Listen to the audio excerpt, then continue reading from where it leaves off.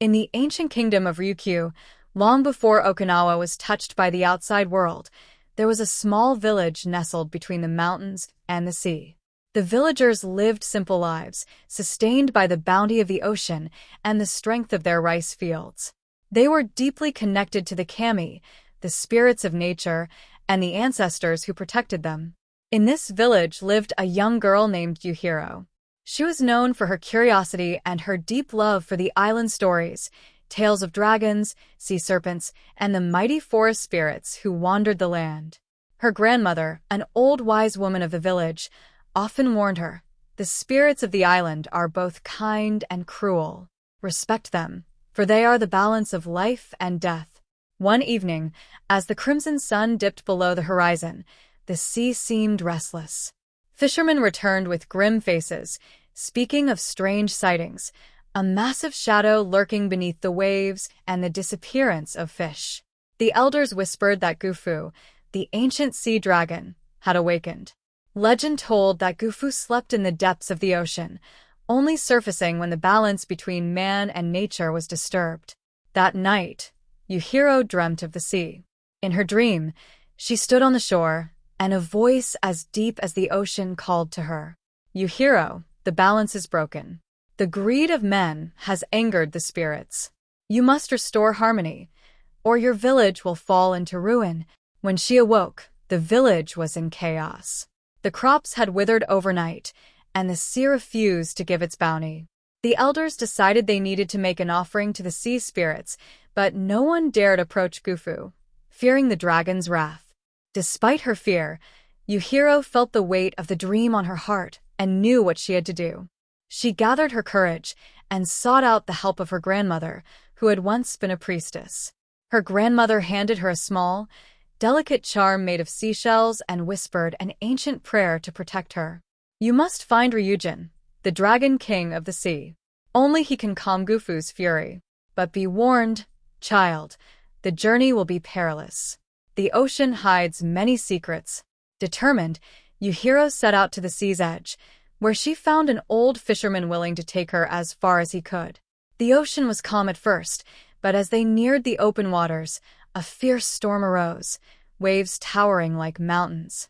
Suddenly, a massive shadow moved beneath the boat, and Gufu's serpentine form breached the surface. His eyes glowed with rage, and his roar echoed across the waters. Summoning all her courage, Yuhiro held up the seashell charm and called out, "Gufuu, mighty guardian of the sea, I come not to challenge you, but to seek peace. The spirits have spoken to me. Show me the way to Ryujin." For a moment, the dragon seemed poised to attack, but then a strange calm washed over the sea. The waves parted, revealing a hidden path beneath the water. Yuhiro followed the path into the depths, where she was led to Ryujin's palace, a magnificent coral castle glowing with a soft, ethereal light. Inside, Ryujin, a towering figure adorned in shimmering scales, awaited her. His voice was like the crashing of waves. "Why have you come, child of the land?" Yuhiro knelt before him and spoke of the village's plight, the anger of Gufuu, and the broken balance between man and nature. "The spirits cry for harmony, Dragon King. Please help us restore it." Ryujin studied her for a long moment before speaking. "The greed of man has awakened Gufu's fury, but your heart is pure.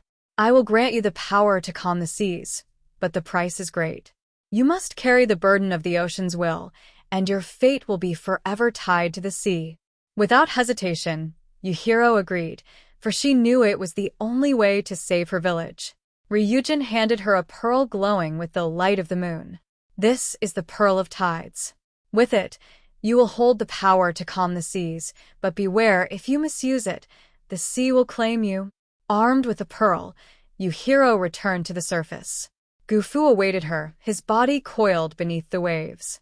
With a deep breath, she raised the pearl, and as its light spread across the ocean, the waters stilled. Gufu's rage subsided, and he sank back into the depths, leaving the sea calm once more. Yuhiro returned to her village a hero, but her heart knew she had been changed. Though she saved her people, she could feel the pull of the sea, always calling to her. From that day forward, Yuhiro was known as the guardian of the sea, a protector of balance between the land and ocean.